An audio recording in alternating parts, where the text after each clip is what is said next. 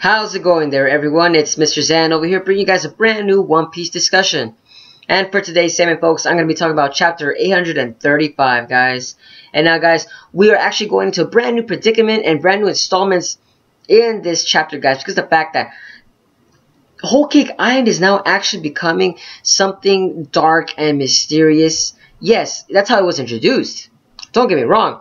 But now we're actually getting more information as to how Whole Cake Island and its rules are actually applied to every resident in its being throughout this whole entire place. How the arc is actually starting to be set up, guys. Slowly, Oda has teased us how this island is and how this island should be feared. And yes, guys, this island is to be very much feared. Personally, but after reading this chapter, I personally would not want to live on Whole Cake Island.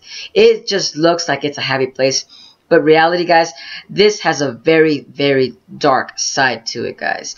But like I said, guys, let's get to this review / discussion, guys, and let's get to it on what this Whole Cake Island actually represents, guys. Now, the beginning of the chapter, it kind of started off back from the last previous chapter where Luffy, he actually had Nami, Chopper, Sanji, all his crew tied up right there in front of the seducing woods. But then he would kind of realize the fact that Nami actually figures herself out and tells Luffy the fact that, Luffy, this is not me, this is the part of Broly's power. And then Nami actually then explains to Luffy as to how she escaped from Broly's clutches. And it was thanks to Chopper, guys. Thanks to Chopper. Chopper is the main hero for saving Nami. And, well, I wouldn't say Carrot, because necessarily Carrot didn't really make it out alive because of the fact that Carrot was actually succumbed to Broly's powers. And Broly was actually showcased to be a very powerful opponent, guys. She actually has the double fruit ability of the mirror fruit. And that in itself, guys, is a very powerful double fruit ability because the way that it can be used in battle can reflect attacks and can actually used as a sealment or a container of some sorts, guys, because Carrot got captured. And slowly in these chapters, guys, we are slowly using the Straw Hat members one by one. Carrot is gone, and also Chopper is gone too, because in the same chapter, guys, Chopper was shown that he actually let Nami escape from Broly's clutches in order for Nami to explain to Luffy actually what is going on in the seducing woods, because Luffy is the only one that doesn't really necessarily know what is going on. Right now he's being ignorant at the fact that, he's being distracted by very small little things going around, the whole events that are unfolding around him. But nonetheless, guys, Broly is something to be feared at. Actually, most of Big Mom's crew is to be feared, guys, because the fact that most of the characters that they introduced for Big Mom's crew members, their quirks are very weird, yes, don't get me wrong, but their powers are they're very formidable, guys. Very formidable. But nonetheless, guys, let's get to, like I said, I don't want to digress too much. But then later on, Nami explains to Luffy as to what's going on in this chapter. And it's strange at the fact that once Nami was actually explained to Luffy, remember the big giant head that was actually stuck on the ground, guys? This character, guys, he actually was part of Big Mom, guys. He was part of Big Mom's, not crew, but he was the ex-husband of Big Mom, guys. That's what actually surprised me in this chapter. Because I wouldn't think that this guy was really that important. I thought he was just a very comical spoof character that was just there, just used for comic relief. And, he's just happened to be there, innocent bystander. Like I said, the way that the Whole Cake Island was being represented was very used as a very lighthearted tone. But like I said, in this chapter, it just kind of changed the matter's perspective because of that character. This character, guys, he actually was explained to Luffy, not Luffy and Chopper, Luffy and Nami as to what Whole Cake Island represents, guys. And Whole Cake Island literally is the embodiment of Big Mom herself, guys. Whole Cake Island is supposed to represent Big Mom's ideals and dreams, yes, but with a firm iron hammer, guys. That's what Whole Cake Island is supposed to represent. And I personally found it very, very shocking as to how Whole Cake Island has its established rules, guys. And that is because in this chapter, the ex-husband actually explained to Luffy and Nami that Big Mom actually ate the devil fruit ability, the soul fruit, guys. That's what basically she has in order to actually, you could kind of say, have a firm iron grip, keep the economy established in the chapter itself, guys. Because of the fact that the chapter now is very heavily focused on Big Mom, guys. They keep going back to Big Mom, and Big Mom herself, guys, she's basically has this little, like, her teleportability lets her actually take out, like, these little, like, part of her souls and out into the island itself. And then these souls, they actually basically pick up, like, think of Whole Cake Island as like a giant house, and Big Mom is the landlord. And from there on, Big Mom is actually asking for people to cop up part of your lifespan in order for them to live in Whole Cake Island. And you know what the crazy part about it is? The fact that they're offered protection yet for Big Mom, but at the cost of their own lives. And that's kind of weird to assess, because the fact that you're basically saying you would rather live a very painful life slowly but surely with protection, don't get me wrong, in a false society. I would say dystopian society, guys. That's what Whole Cake Island is all about. While in the whole new world, you can suffer very quickly and, and have fun. It's kind of like the way you kind of want to describe it. That's the way I kind of see it, guys.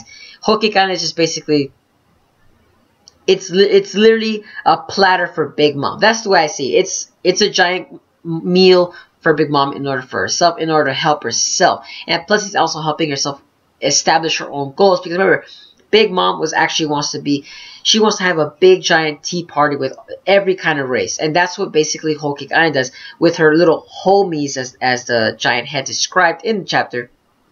These homies go out and collect the souls, and then after they gather the souls of everybody, just like a small portion of the lifespan, I should say, then they spread this lifespan all over the island, giving inanimate objects life itself. And that explains how the trees, the rabbits, the flowers, the cookie, like everything has life, because the fact that they all have part of every person's soul in those objects. And that in itself, guys, is actually very interesting, because the fact that they explain that a corpse can't have a soul back in there. So basically, this chapter explains that Brooke is now the natural enemy of Big Mom, because of the fact that Brooke has already, he has his soul. It could be vice versa. Maybe Brooke could be also Big Mom's weakness, versus Big Mom could also be Brooke's weakness, like, vice versa. Like, they could be each other's weaknesses. It just depends on who's stronger in terms of fighting. That's the way I'm kind of seeing it right now, guys. And I'm kind of more focused on the fact that how Brooke is going to be shown in this arc itself, guys. Is he going to stay trying to gather the poneglyph, or is he actually going to fight Big Mom's crew members instead? Like, it's just crazy how we're going to be speculating at the fact that how Big Mom's crew members are being played as a chess piece throughout the whole entire arc itself, guys. And that's not it, guys.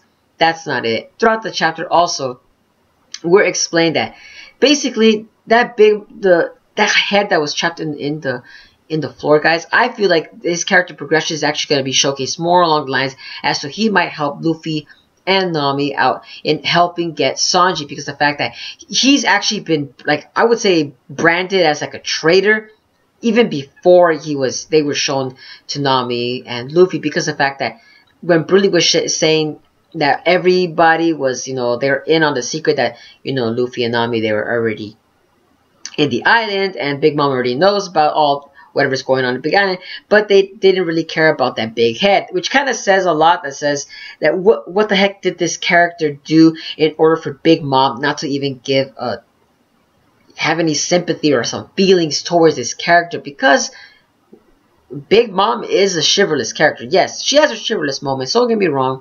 Yes, she does. But I'm just wondering what this character did in order to piss Big Mom off. That's what I'm just curious now. What did that character do? And also the fact that what is the rabbit itself?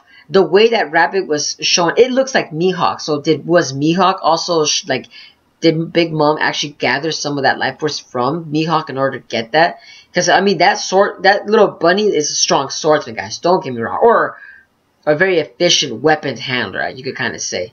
Maybe it's some other person that we have yet to see, but nonetheless, I'm kind of curious to what Randolph the Rabbit soul has actually implemented in there. And also, guys, like I said, oh my god, this chapter is very dark. Remember, Totland, as how they were described it, in German, means, Tot means death. So basically, yeah, this place and the setting itself is shown to be basically death. it's a place to die in a very long and boring way, you could kind of say, or painful, not long, painful way, you kind of say. But you know, it's kind of like it's just a facade basically as to what this island has basically become. And personally, this island is just based on false hopes and dreams, because of the fact that Big Mom can't have every single race, because there will always be new races, you know, or new tribes or new people coming out. So it'll be kind of hard for Big Mom to really establish that dream in itself. And that's what I'm kind of wondering as to how Big Mom will help establish her dream. And also the fact that we're introduced at the end of the chapter, guys. I'm sorry for going back and forth. And also at the end of the chapter, we're actually introduced to another son, and this son, his name is Cracker. You know, going back on the epithets of food analogies and everything. And this character was now, he took out it just shows how strong this character is. He actually took out the head of Big Mom's ex-husband off the ground and said, you know, how dare you tell everybody's, you know, Big Mom's secrets to these pirates. And that's where the chapter kind of ends off. And I'm kind of curious as to what this character can do. And it goes to show that Big Mom's crew members, they're all very, like, I would say abstract, but they all have their personal reasons and vendettas as to what they're doing. Nonetheless, the chapter did kind of stray away from Peckham's and Jinbei. We didn't get none of that, but nonetheless, I am still curious as to what happened to those characters as well. As right now we're focusing back again with Luffy and Nami and Chopper and all of them. But like I said, guys, let me know down in the comments below what you guys thought about this chapter, as these are my 2 cents for this chapter, as I was entertained nonetheless, as we finally got established as to what Big Mom's powers and how she got to her rise of fame, basically, for taking control of Whole Cake Island. Because, you know, basically her devil fruit ability is just, basically, it could go over a giant span of territory in order for her, so she can actually control. That's the way I kind of see it. But nonetheless, guys, if you guys enjoy my content, give a like, share, and subscribe. But this is Mr. Zen, signing out.